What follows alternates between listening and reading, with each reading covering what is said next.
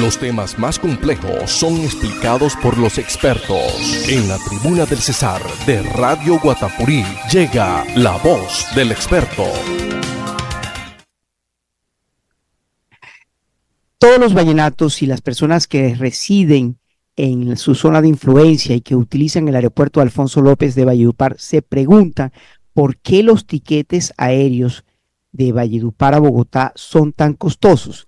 Para resolver esa pregunta, que también se hizo el Centro de Estudios Socioeconómicos Regionales CESORE, hemos hecho contacto con Fernando Herrera y Jorge Guerra, especialmente con Jorge Guerra, quien es economista del CESORE. Jorge, bienvenido a Radio Guatapurí, muy buenos días. Bueno, muy buenos días. Gracias por nuevamente invitarme aquí, Andrés. Y bueno, hablemos un poco sobre el artículo con nuestros oyentes. Sí, la pregunta ustedes la formulan, ¿por qué son tan altos los precios de los tiquetes aéreos para Valledupar? ¿Qué encontraron en el estudio? Sí, exactamente. La pregunta es ¿por qué continúan los precios tan altos en Valledupar? De los tiquetes, pues, aéreos, principalmente la ruta Bogotá-Valledupar y viceversa, que es la única que tenemos actualmente. En resumen, ¿cuál es la respuesta a esa pregunta? Primero, que la pandemia deja golpeada a una de las dos aerolíneas que teníamos, que era LATAM, dejando a Avianca con un monopolio. Y según la teoría económica, cuando hay un monopolio, pues el monopolista lo que quiere es sacar la mayor rentabilidad posible. De tal manera que los usuarios, los consumidores, son los que pagan esa mayor rentabilidad adicional que termina beneficiando al monopolista. Entonces, como no hay competencia y en Colombia la Aerocivil regula la operación, más no los precios, pues Avianca se pega hacia, por así decirlo, hacia el precio techo de los tiquetes. Esa es básicamente la respuesta corta. Pero Jorge, entendemos que no siempre fueron altos, es decir, cuando había competencia, si ustedes compararon cómo se comportaban los tiquetes cuando existían las dos aerolíneas, LATAM y Avianca, la subida se da después de que se presente el monopolio de facto, pero ¿cuál era la situación previa a la salida de LATAM? Listo, esa pregunta es muy buena porque nos permite darnos una idea de cómo podemos hacer el comparativo, el contrafactual que llamamos en economía. Actualmente yo utilizo mucho una aplicación que se llama Google Flights, que te permite monitorear los tiquetes día tras día si suben o bajan. Para esa época, justo para antes de la pandemia, para marzo del 2020, febrero del 2020, yo tenía una alerta para los vuelos en Valledupar, más o menos para el 13 de marzo. Y diariamente, como esos precios se actualizaban, pues con la alerta uno puede ir siguiendo cada aerolínea cómo tiene los precios. En esa época, el precio rondaba más o menos unos 120.000 pesos, 130.000 pesos.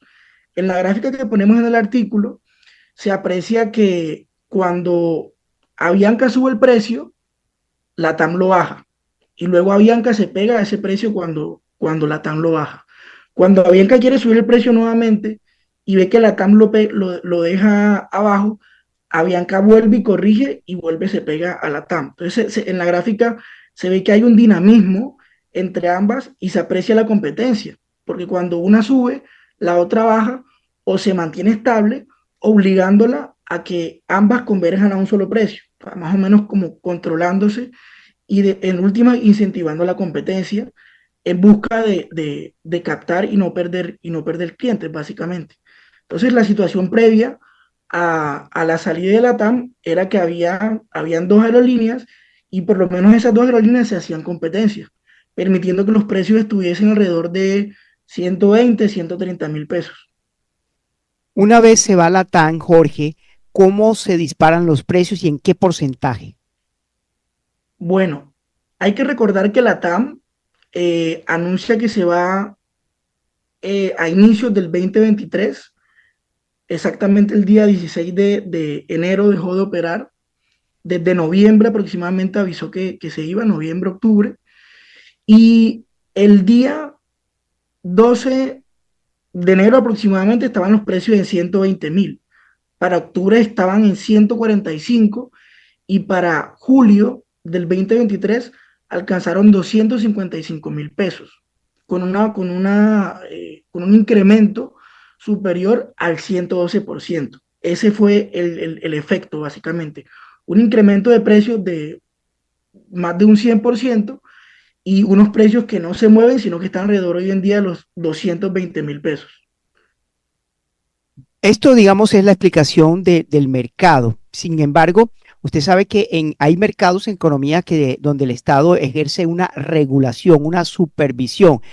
¿Hay alguna posibilidad a nivel de intervención del mercado que alguna autoridad del Estado, ya sea la Eurocivil, la Superintendencia de Industria y Comercio, la Supertransporte, pueda ejercer alguna vigilancia de estos precios? ¿O estamos condenados a sufrir el monopolio de facto de Avianca en Valledupar? Como mencioné anteriormente, la Aerocivil, que es la encargada de vigilar y regular el tema aéreo en Colombia, puede regular precios en caso de desastres. Por ejemplo, las rutas en el Chocó o ciertas rutas del llano, que son las que se mantienen como accidentadas o con desastres naturales. En ese caso, la Aerocivil vigila, pero en este caso puntual de Valledupar no hubo un desastre natural o algún hecho económico, eh, digamos, aislado que permitiera esa regulación. En este caso, la Aerocivil lo que hace es establecer unos techos, que las reglas de juego estén dadas y que el mercado decida. En ese sentido, tampoco es bueno buscar una respuesta regulatoria porque este es un mercado que tiene altos costos fijos, altos costos de mantenimiento y si se le impone un precio fijo, pues eventualmente la aerolínea se saldrá de ese mercado. Por eso, desde Asesores creemos que la respuesta debe venir desde el mismo mercado y entender cuáles fueron las razones por las que la TAM se salió de Valledupar. Lo que sucede es que posterior a la pandemia, la aerolínea no se pudo recuperar porque no tuvo la suficiente demanda, ya sea porque la región perdió competitividad, ya sea porque el trabajo en casa entre personas que se movilizaban entre Valledupar y Bogotá aumentó, o ya sea porque el turismo de la región disminuyó. Entonces, cualquier solución que venga de parte de los entes gubernamentales debe atacar es el mercado. Es decir, ¿por qué Valledupar dejó de ser atractivo para las aerolíneas? ¿Por qué Valledupar dejó de ser un destino que solamente es demandado en festival? ¿Por qué no somos atractivos todo el año? Cualquier recomendación, cualquier política pública debe ir orientada hacia ese lado del mercado, a incentivar a los actores a que ellos mismos permitan, tanto consumidores como aerolíneas, que este mercado vuelva a estar a flote, como lo estaba previamente. Finalmente, Jorge, en ese estudio que ustedes realizaron, tuvieron en cuenta comparativos de ciudades, porque fíjese, Riguacha tiene 4 vuelos diarios de Avianca y otras aerolíneas llegan allá. Ni compararnos con Santa Marta, que pues es una ciudad turística y tiene alrededor de unas 5 aerolíneas que viajan a ese destino con mucha frecuencia, mientras que en Valledupar solamente Bogotá, la ruta Bogotá a Valledupar la opera Avianca. ¿Qué tienen esas dos ciudades que traigo a colación que ustedes hayan visto, si fue que lo vieron, que no tiene Valledupar? Bueno, en un primer lugar es el turismo.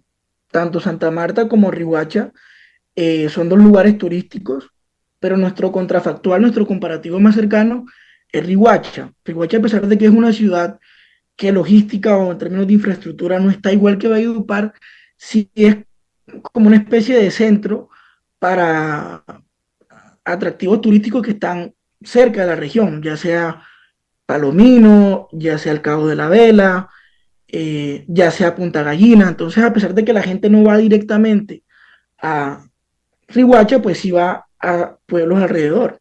Lo mismo sucede con Santa Marta o el caso de Cartagena, donde uno se llega a encontrar precios incluso hasta 80.000, 70.000 pesos cuando hay promoción. En Riohacha los precios rondan los 140.000 pesos y en Santa Marta los 120.000. Y vuelvo al punto que mencionaba anteriormente. ¿Qué tenía Valledupar antes del 2022-2021 que perdió. Seguramente hubo falta de publicidad hacia el turismo, hubo desincentivos hacia los viajeros. Entonces nos toca recuperar por esa línea donde podemos generar el tráfico suficiente de demanda para que la gente venga a Valledupar. Hace poco hablaba con un colega en Cartagena y él me comentaba que la ciudad empezó a recibir mucho más turismo después que fue declarada UNESCO. En Valledupar tenemos varios atractivos que entre esos está el vallenato, nuestros museos, nuestros ríos, toda nuestra infraestructura hídrica y de naturaleza que a lo mejor no le estamos haciendo la suficiente publicidad. Entonces creo que va por ese lado. Un mayor turismo, un mayor atractivo genera que más actores entren al mercado, en este caso las aerolíneas, y entre más actores, pues efectivamente hay más competencia. De momento, ¿qué se puede hacer? Como le venía mencionando, puede haber incentivos fiscales a las empresas que se implementen en el mercado, de pronto traer nuevamente a Bianca, a JetSmart, a Viva, que entren y momentáneamente se le puede suspender por un tiempo el tema impositivo. Creo que ese sería un gran incentivo. Otro incentivo puede ser vía la demanda, y sea que algunos viajeros, nuevamente temporalmente, con algunos planes turísticos, se les subsidie parte de los pasajes para que Valledupar empiece a coger nuevamente tracción, y de la misma manera la región.